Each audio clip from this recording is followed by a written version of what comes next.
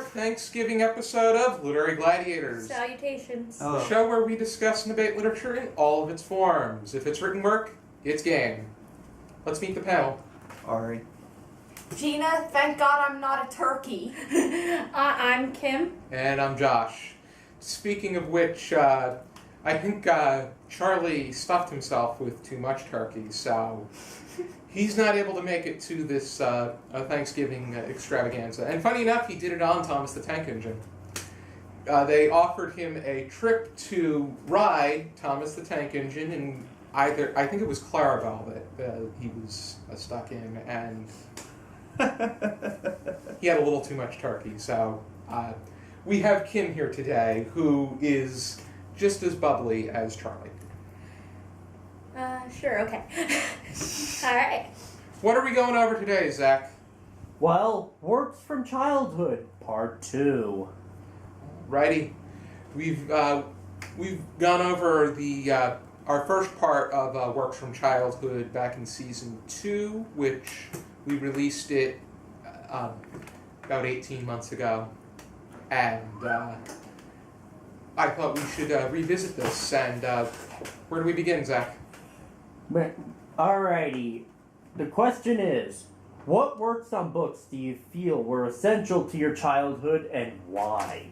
Alrighty, let's begin with Ari Eskins. Yeah, so when it comes to being essential, a lot of it has to do with like how it would shape me as a person in the future. And one of the things I really enjoyed doing was poetry.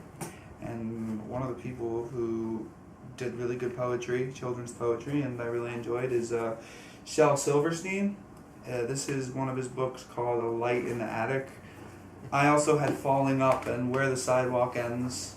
And I think a lot of his poetry kind of inspired me to write more poetry, which would then go on to be lyrics for songs. So I think that Shel Silverstein was an essential part of my childhood. Mm-hmm. Gina? I would have to say, I'll have to mention several different books and authors here. Shel Silverstein, as he already said, his poems will have you roaring with laughter. And if you have a sense of humor, they're easy to appreciate both as a child and as an adult. Also, Yeah. Josh is going to want to have my head cut off for this. He's going to put it over his fireplace like a pair of deer antlers. If it's Arlene Sardine, I'm walking out. It is not Arlene Sardine. No. Don't bring that book up again. It is not Arlene Sardine. Okay. I grew up with Dr. Seuss, valuing and cherishing his books. Because I know he doesn't like Dr. Seuss. And he shares a birthday with you, too. That's the funny thing. I was born on Dr. Seuss's birthday. I even had a friend who made a joke. When I was in high school, my friend joked, "Oh, you're reincarnated from Dr. Seuss." So, anyway. Hey, it could be worse. I hate to tell you this, but Dr. Seuss would have probably never volunteered to be your babysitter. Yeah, I know that. He didn't like kids. You could have been reincarnated from a sardine.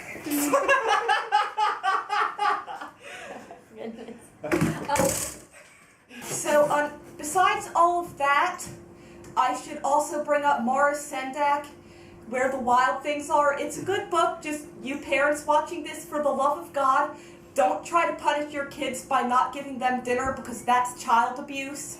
Yeah, don't do that. It was a simpler time, a time when people didn't Simpler research. time. Feed me, Seymour! They just sent the Little right Shop to of bed. Horrors is not a children's book. It is, I however, know. delightful. My turn now, or are you still going?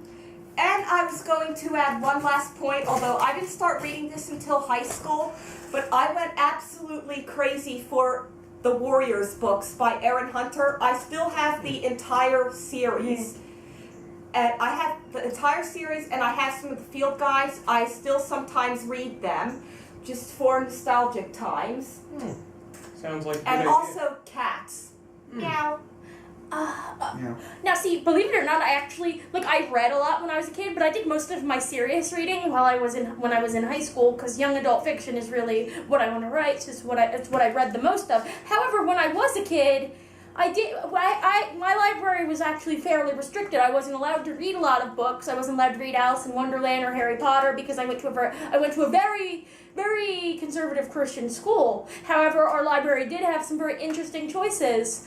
Like, I read these Clue novelizations, I forget who the author was, and I had a really good time with them, even though they were full of murder, because apparently the school library was totally fine with murder as long as it was cartoonish, but we weren't allowed to have wizards. Anyway, those are interesting. I've actually never played the Clue board game, but I did really like those novelizations and thought they were fun. It's a good game. I also read... I also really loved this book when I was in 3rd grade called Parachuting Hamsters and Andy Russell by David A. Adler. He's the cousin of Dahlia Adler, the young adult novelist who you might know on Twitter if you are as into that community as I am. So I thought it was really interesting that an author who I like a lot now is related to one of my favorite authors from my childhood. And then the thing that the most serious reading I did when I was younger was Newbery books, because every January we would do Newbery Bingo in my library, and that's what made me interested in book awards, which is what led me to start reading middle grade and young adult fiction very seriously, which is what put me on the career path that I have. So I loved Sarah Plain and Tall, and of course Charlotte's Web, which is good book. I forgot to mention Charlotte's Web. That also has a special place in my heart. Charlotte's Web is just, I think that, I usually don't love classics, but I love Charlotte's Web. I had that read to me, but I think I should read it again on my own. You really should. It really holds up really well. Yeah, I would say that. You will never want to eat bacon again, or kill any spiders. Yeah. It's a genuinely great book. For me, when I think of works from my childhood, I think of those works that I came across when I was much younger and are still with me today. Primarily the ones that that my mother and my grandmother and other relatives read to me. And I would say that the one that was most familiar and that I enjoyed most was the Little Critter series by Mercer Mayer. Yes. And we found a few of the books of that nature. One of my first Little Critter memories is of this one, When I Get Bigger. That's what the porcupine, or not the porcupine, but he has He's a hedgehog. Hedgehog, yeah, that's it. And that one, just that idea, when I get bigger, I can do all of these great things with this freedom and independence, but now I'm just a kid. Everyone's a kid at heart. I also have here just me and my babysitter, just a mess, which I think a lot of people can relate to. Mm-hmm. I just forgot another thing, and just a daydream, having to do with daydreaming. There's probably more that are boxed away. And I would probably just guess that I'm sure Charles would probably say something about maybe the little engine that could is probably. He did. He was in the first part. Yeah. And he said Thomas the Tank Engine. Yeah. I'm also omitting books that I mentioned the first time, or that I've mentioned quite a lot. So I didn't bring any books that were like Phantom Tollbooth. I didn't bring them because I already mentioned it Already. As I was saying, as much as for me, Shel Silverstein was a very important person, essentially, there are also other books that I just generally enjoyed as a child. I have almost all the Garfield books, or comics. I mean, it's written work, so it still counts. There were two comics I really enjoyed as a kid. First one was Garfield, the second one was Peanuts, and I still love Peanuts to this day. When I heard the movie was coming out, I was Those absolutely... are the most familiar and beloved comic strips. And to the general public. Once I heard... Well, there's other comics I like too, but this is when I was a kid. And when I heard that the movie was coming out, I was like, yes, I get to see the Peanuts movie, and they got this brand new animation style and everything. And with Garfield, I think it was just that by anthropomorphizing Cat, just giving him qualities that a human would have, was like, when I was 5 or 6 or 7, it blew my mind. And it was a really interesting concept. I also like the really stupid books, stupid as in silly. I would have said Captain Underpants. Unfortunately, can't seem to find my Captain Underpants books, so I went with the next best thing, The Day My Butt Went Psycho by Andy Griffiths. It's a really interesting book. I used to read it all the time when I was a kid. It's about people's butts going to war with the world. It's so outrageous. Didn't you say you were gonna have I might do an individual video. It may be up by now. At least if someone attacks you, you have the best assets. Oh my god, that's awful. But Where are both. Charlie's drumsticks when you need them? Yeah. Already. I had wanted to bring awareness to a nonprofit organization called Reach Out and Read, and how we plan on becoming a bit active with raising funds, but more so raising awareness for this really good reading-related cause. Reach Out and Read provides pediatricians with children's books to give to their patients between the ages of 6 months and 5 years during their well checkups. And in addition to that, they incorporate reading into these well checkups, which harps on the importance of reading aloud to your children.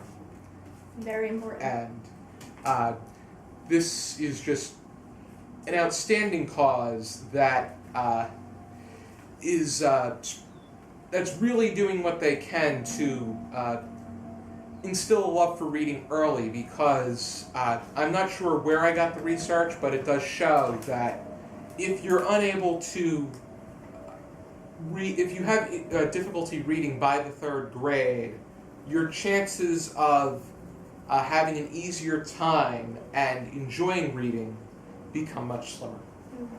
So I really like what they're doing, and I will definitely leave a link down below to their site, and if you are able and willing to make a donation, I would highly encourage and appreciate you upon doing so, especially with the holidays coming up. Mm-hmm. It's an important thing for kids to learn literacy at a young age, because that's how we get our future writers like myself, but also reading is extremely important in so many other fields in this culture.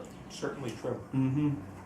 If you ever need book recommendations for kids, well, picture books on up, follow me on Goodreads. Okay. Sounds good. Alrighty, does anybody have any final thoughts? I forgot Peach Fuzz. It's a manga about a girl who goes to a pet store and gets a ferret, but the ferret thinks that her hand is a 5-headed monster and he keeps trying to bite her. You can probably find that at your local library or online. It's unfortunately out of print. Mm-hmm. Alright. Alrighty. Yep. There are so many interesting books that we can recommend. We have presented you with a multitude of them, and in general, we just encourage you to read and read to your children, because I'm Children sure that make the future. Absolutely, and I'm sure that they will. Teach them well and let them lead the way, or whatever. However it goes, I don't know. Indeed, and they'll definitely find interest. Alright. Be sure to join us next time for another episode of Literary Gladiators. Have a happy Thanksgiving and keep reading. Because knowledge is power! Keep eating too!